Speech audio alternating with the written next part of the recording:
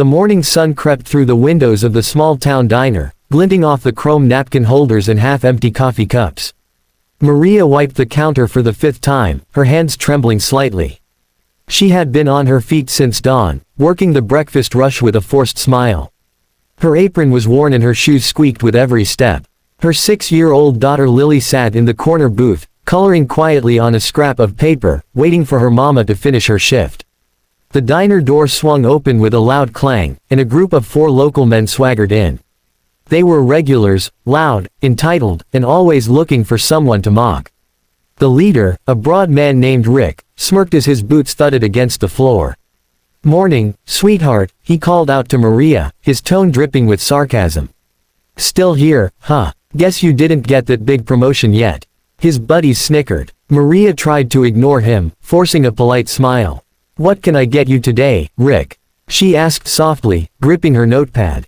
"Oh, look at her," one of the others said, leaning back in his chair. "Always so polite. Maybe if you smiled a little more, you'd get better tips." Their laughter filled the diner. A few other customers looked up but quickly looked away, pretending to be busy with their meals. Maria's cheeks flushed red. She turned toward the counter, hoping they'd lose interest, but Rick wasn't finished. When she came back with their plates, he stuck out his boot just as she passed. She stumbled, and the tray of hot coffee and pancakes crashed to the floor. The diner fell silent for a moment before Rick burst out laughing. "Guess you should watch your step, honey," he sneered. Lily jumped down from her booth and ran to her mother's side. "Mama," she cried, tugging at her sleeve. Maria blinked back tears and whispered, "It's okay, sweetheart. Go sit down." But it wasn't okay. The humiliation stung worse than the hot coffee splashed on her arm. Rick leaned back in his seat. "You should be grateful we even eat here," he said. "You ought to pay us for the entertainment." His friends roared again. That was when Lily couldn't take it anymore. Her little eyes filled with tears, and she bolted out the door. Maria called after her, but Lily was already running across the dusty parking lot, her small legs pumping as fast as they could. She didn't know exactly where she was going, just away from the laughter and the pain. The sound of engines rumbled in the distance. Lily looked up to see a group of motorcycles pulling into town, their black leather jackets gleaming in the sun. They were big, loud, and covered in tattoos, everything a small child might fear. But in that moment, they looked like heroes. One of them, a tall man with gray in his beard and kind eyes behind dark sunglasses, noticed the crying girl. He cut his engine and crouched down beside her. "Hey there, little one," he said gently. "What's wrong?" Lily sniffled and pointed toward the diner. "They're being mean to my mama." Her voice cracked with emotion. The man glanced at his crew, then back at her. "Is that so?" he said quietly. "Don't you worry, sweetheart. We'll take care of that." He stood up and nodded to his riders. One by one, the engines roared back to life, their deep growls shaking the ground. They rolled toward the diner in a line, chrome flashing, exhaust hissing. The bell above the diner door jingled sharply as they stepped inside, the sound of their boots echoing on the tile floor. The laughter at the back booth died instantly. The men who had been mocking Maria froze mid-sentence as a dozen leather-clad bikers filled the room. The tall man with the gray beard stepped forward. His voice was calm but carried an edge of authority. "Is there a problem with the lady here?" he asked. No one spoke.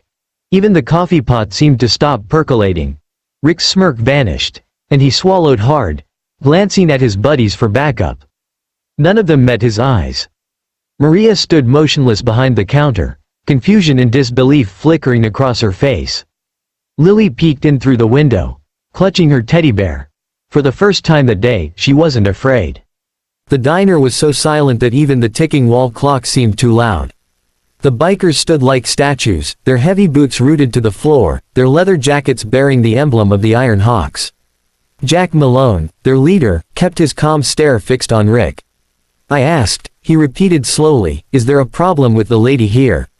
Rick cleared his throat, trying to sound casual. "Nah, no problem, man. We were just joking around." But the tremor in his voice betrayed him. Jack took a single step closer, the air thickening with tension. "See, I don't find anything funny about making a woman cry while she's just trying to work." His voice was steady, quiet, but every word carried the weight of steel. One of the other bikers, a tall woman with fiery red hair known as Blaze, knelt down to pick up the spilled coffee pot. She gave Maria a reassuring smile and started helping her clean up the mess. "Don't worry, sweetheart," Blaze said softly. "We got this." Maria stood frozen, a rag clutched in her hand. No one had ever stood up for her like this before. She didn't even know these people, yet they had walked in and shifted the balance of the whole diner in seconds. Rick forced out a shaky laugh. "We didn't mean nothing by it, lady. Just relax." But Jack wasn't buying it. He leaned slightly forward, lowering his voice. "If I ever hear about you treating her, or anyone else, like that again, we'll have a real problem." "Understood." Rick nodded quickly, his friends muttering apologies.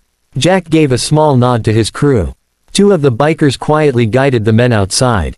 The tension in the diner broke like a snapped string. Maria exhaled shakily and looked up at Blaze. I don't know what to say. Thank you." Blaze grinned, waving her off. "No thanks needed. Jerks like that need to be reminded what respect looks like." Lily ran inside and threw her arms around her mother's waist. "Mama, they helped you," she said, her voice full of wonder. Jack looked down at the little girl, his stern face softening into a smile. "Nobody messes with family," he said. Lily smiled back, her eyes wide.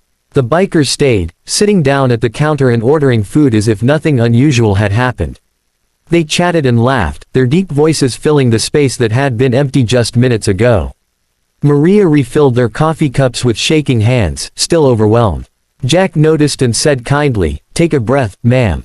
You're safe now." As they ate, the other customers began whispering. Some were ashamed they hadn't said a word when Maria was being mocked. Others just watched in awe as the so-called outlaws treated her with nothing but kindness and respect. For the first time in years, Maria felt seen, not as a struggling waitress but as a person worth standing up for. When the last plate was cleared, the bikers left a thick stack of bills on the table. Maria blinked at the money, realizing they had paid 3 times what the meal cost. Jack adjusted his gloves and smiled at Lily. "You be good for your mom, kiddo." They walked outside, but instead of roaring off immediately, they lingered by their bikes. Maria stepped out to thank them again. "You didn't have to do that," she said softly. Jack shook his head. "Sure we did. Sometimes people just need a reminder that there's good left in this world." He glanced toward her small house down the street. "You live around here?" Maria nodded shyly. "Just a few blocks away." "Then we'll ride you home," Jack said simply. Maria tried to protest, but he waved her off with a grin. "Wouldn't feel right leaving you to walk."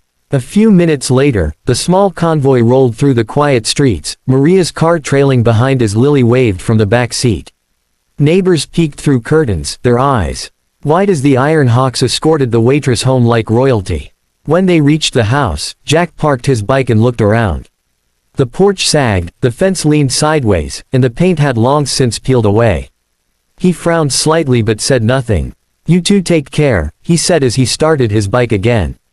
"We'll see you around." As they roared off into the dusk, the fading sunlight painted their figures in golden red.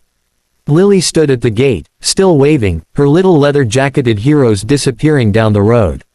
Maria whispered, almost to herself, "Maybe there are angels after all, just ones that ride motorcycles."